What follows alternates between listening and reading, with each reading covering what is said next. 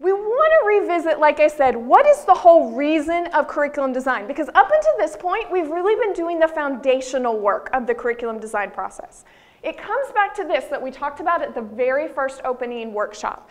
The purpose of curriculum design is to bridge the gap between the list of standards on the page and the reality of what takes place in your classroom. So the reality of the instruction and assessments and everything that's going on. That's an important step to make because we've had standards for a long time. The California standards have been around since the 90s, but that doesn't mean they were actually a reality within our classroom. So this process is to help guide the teachers to make that a reality. When we look back at the overview of the entire process, the next step, step 8, which includes 2 of these pieces, the unit framework and the instructional sequence, those are the key pieces that are going to impact the reality of your classroom.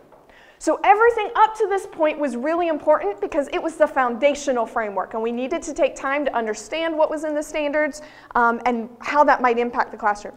But this step, step 8, that includes the unit framework and instructional sequence, that's what impacts the reality. So you want to give it the time and the feedback to making sure this is actually going to do something for our students and not just be a piece of paper that's, you know, lying around in a binder on our shelf. So here we go. We're doing now step 8, the unit framework. The unit framework has in it the instructional sequence, and we'll talk about why in just a little bit. But there are basically 17 reading standards, and what you want to decide is, should each of these standards be a separate unit of instruction, or are there any that we want to combine together into one unit? When you do other subjects, so several of you did workshops with me in the past, whether it was science or social studies, you tend to group lots of standards into a unit. That's very common because you want to make connections between them. The Common Core reading standards, though, are so distinct, separate set of skills that the students are trying to do with the text, it would make perfect sense to keep each one a separate unit, and that would be okay to do. You rarely see a one standard unit in other subjects, but it could work for ELA reading. So you want to, again, look at those 17 and decide, do I want to have 17 separate units I'm going to teach this year, or are there any I want to combine?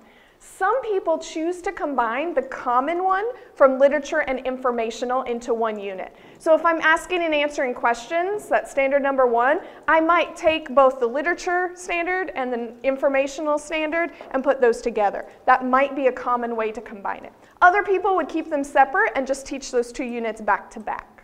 Okay? So that's the first thing you want to do, is just look at the 17, decide if there are any you want to group together or if you want to keep them separate. Then, now we dive into the unit framework. So, here's the unit framework. What this does is, unit frameworks are nothing new. Think understanding by design. This has been around for a long, long time. But what this template does is, it takes all the different pieces of research, whether by understanding by design or from Heidi Hayes Jacobs or anyone else who's talked about units, and it puts it all into one easy-to-use template and framework, so all the information is right there. What's lovely about this template as well is it also includes everything that WCEA asks you to do and analyze. So once you develop it, your evidence is now forever in your building. And the process is there. So doing WCEA becomes easier because all you have to do is write up what you've been doing with your unit framework. So what we want to do is walk through each of the steps of the unit framework so that we feel comfortable talking about them with our faculty. Most of your faculty, if they've been in school in about the last 15 years, maybe even 20 years, have experienced a lot of what's on here, so this should not be something that's totally new. It might just be reminders of how to do it effectively and appropriately. So we're going to walk through each step. Now, there are 9 main components on this unit framework. If you look at these 9 things, it's basic information, enduring understanding, essential question, integration of Catholic values, integration of SLEs, the extension, the summative assessment, the instructional sequence, and the resources. I only call the list to your attention. It's all on here as well. Resources is number 9 on the list of things to do. However, if you look at your template, it's at the very top of the template. When we do a standards-based unit, our resources are the last thing we collect because the resources aren't our curriculum. They're just a supporting tool.